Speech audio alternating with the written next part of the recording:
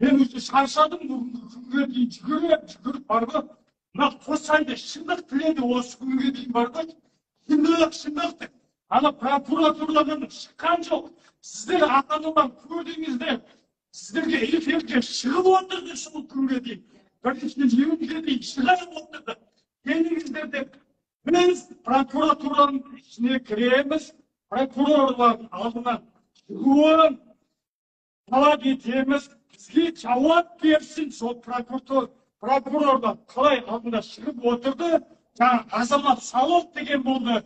Соның алдында Алғанбаев келіп шыққан еді. Солар құсап шықсын.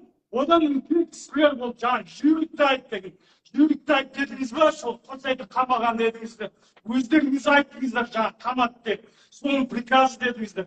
Соның Жүйріктаевқа кім приказ берді? Сол күні біздер мен болған жоқпын ол күні 5 күні мен атылдым. Оның күні одан кейінгі 67 күні біз предупреждение стрелять на повышение деді. Не үшін атадық? Мынау қыздарды не үшін атадық? Мен ютубтан көрдім. Сол күнін бәрі, сол күннен кейін барып қарадым. Анау құлағына наушник ұсталған. Анау құлағына наушнигі бар құлағында. Жай бір рахат Әл-Фараби бойында кетіп барады. Жас официант бала екен. Үстінде киімі де официант екен. Оны түсіріп алған ерлер жүр бүйтіп, ана баланы өліп қалған, үш басынан атып тастаған.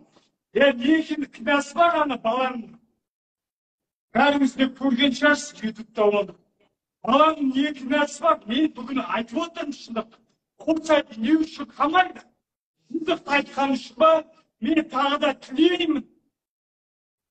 Халықаралық, сіздер өздеріңіз түк істей алмайды келсіздер. Мен халықаралық тергеуді талап етемін бүгінгі күнде. Енді бүгін атып тастаса, мына Қайрат Рысқұлбек деген кісі бар. Оны да желтоқсанда атып тастадыңыздар. Сол кісі құсап мен де айта аламын. Келтай ғана өзім қорлайды дейді. Жәнім бар, атып тастайсыздар ма? Атып тастаңыздар енді. Енді көресіздер. Оны қалай сайрайсыздар содан кейін. Мен басқа сөзді айтатын жоқ. Мен ертең мына Аллахты бәріміз осы дүниеде кетеміз. Сол кезде Аллахтың алдына барамыз. Сол кезде сіздер де жауап бересіздер. Мен сол кезде Аллахтың алдына көріне кетемін. Осы Тоқаев аттыңыз ба? Сол қасындағы кім болды? Солардың сіздер аттыңыз ба? Соның қасындағы кім болды? Жас балаларды, қыздарды аттыңыздар. Солар үшін мен куәлік етемін. Бар ғой, куәлік етемін. Сендер аттыңдар деп айтамын. Сол кезде көресіздер. Бұл өмірде жақсы өмір сүресіз. Әңгіме жоқ. Анеқа барған кезде көресіздер қандай болады. Сіз өткенде Қасым-Жомарт Тоқаев январь уақытысында ма мен білмеймін, есімде жоқ. Мартта ма білмеймін, есімде жоқ. Бірақ сіз мектепке кіріп дұға тілегеніңіз бар. Егер де бір шын ниетіңізбен сондай Аллахқа сеніміңіз болса, мына балаларды ақысын төлеңіз. Мына балаларды босатыңыз, ақтаңыз. Мына қаншама Самат деген жігітті егер де сол үйіртіп тұрып, сол хатын жазып жібермегенде, сол Самат Раханның жайындағы жолдасы Самат деген болды, ғалым деген жігіт болды. Ол ғалым деген жігітті төбедеді соққан, ұрған, соны соққан адамдар келіп барды. Соның көзінше ұялмай бардыш. Ана жайындағы адамдарға айтқан, мына Каспий Голд'да ақша бар екен ғой деп. Каспий Голд'дағы ақшаны сыбат еткізіп, жоқ ақша төлесең, туысқандарыңа айтсаң, сені босатып жібереміз дегені бар. Оны ғалым деген, Бисенов деген ғалым деген айтты. Ютубта өздеріңіз көрдіңіздер.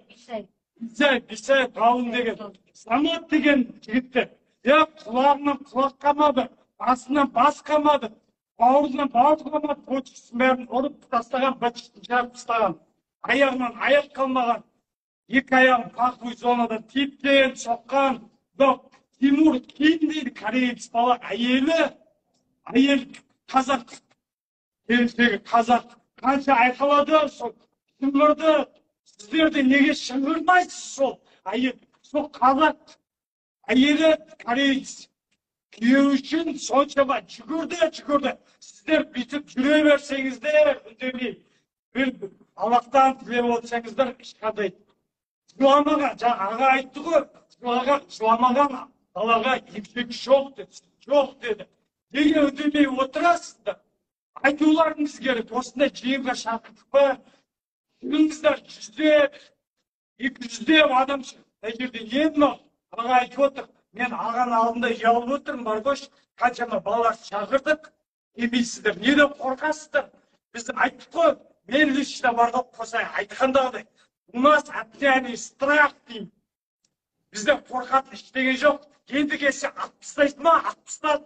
Баяғыда Қайрат Рысқұлбекті атып тастадыңдар. Бағанағы мына атамыз бар, мына Арғын Атабекті қинадыңыздар. Жерім деп, халқым деп, жерім халқым деп, күйді жүрем деп күйді. Неге сіздер соны естімедіңіздер?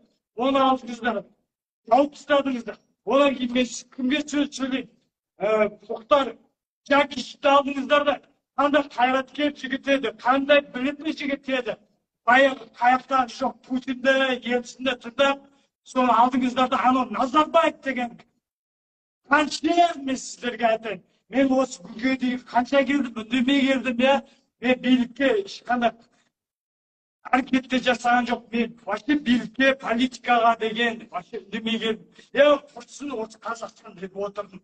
Мен осы аман кетсе, ақшамды жасатқанда Қазақстан құрсын дедім. Ешкім мені деп қосайды қорғамасындар. Енем, жерім деп қорғамағанды. Не үшін? Ол сіздерді қорғау керек, не үшін шығау керек. Егерде сіздер жолдай жігіттерді, сіздерден айтқан сөздеріңізді қорғап отқан жігітті, сендер халық болып қорғамасындар. Не үшін ол шығу керек, не үшін мен шығуым керек сонда. Егерде халқым мені қорғамаса, не үшін мен ер басымен сіздердің сөздеріңізді сөйлеуім керек, айтыңыздаршы маған.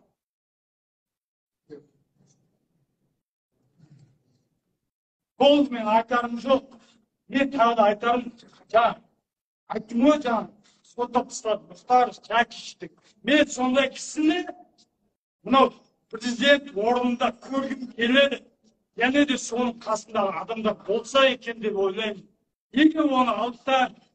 Мынау коррупционер, мемлекет билік, коррупционер билік. Алыпта Жакишев халықты ойлаған, баяғыда анау атомный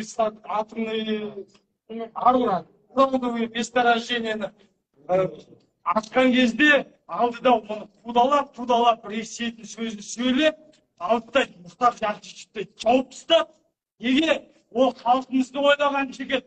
Сол кезде неге біз халық болып шыққан жоқпыз? Мұхтар Жакишевті қорғап қалған жоқпыз. Неге 10-15 жылға жауып тастады? Мына Арғын Атабекті жауып тастады. Неге жауып тастады? Өйткені сіздер үндемей отырасыздар. Сондай болмау керек, халқы. Мені мен таңда айтам, Қайрат Рысқұлбек түсіп айтам, мен бар ғой бағаннан бері мына жерде отырып, қаншама анау отырып, көз жасын ағызып, ертең айнақа сол көздері жасы үшін сіздер биліктегі адамдар жауап бересіздер. Сол кезде сендер қандай жағдайдалар болатынын білмей, бірақ жаман жағдайда боласыздар. Неге ана мешіттегі адамдар отырады, мен қаншама мешітке барам, жұма намазға барам, 5 уақыт намазына барам, билік. Егер патшаға қарсы шығуға болмайды дейді. Сендер неге патшаға қарсы шығуға болмайды деп айтасыңдар онда. Егер ондай патша, егер халқын ойламаса, мынандай коррупция болса, неге ондай патшаға қарсы шығуға болмайды деп айтасың? Ондай сөздер керек емес. Сайдандан менеджер патша емес, ол патша дейді. Ондай патша бізге керек емес.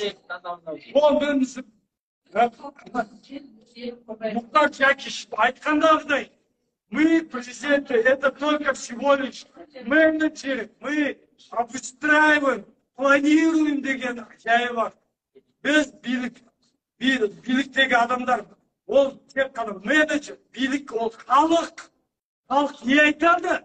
Halktın aytkanı birlikteki adamlar isteu gerek. Ol başka aytarım yok.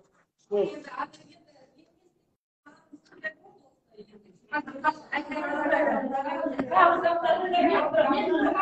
Kulağınızda mana.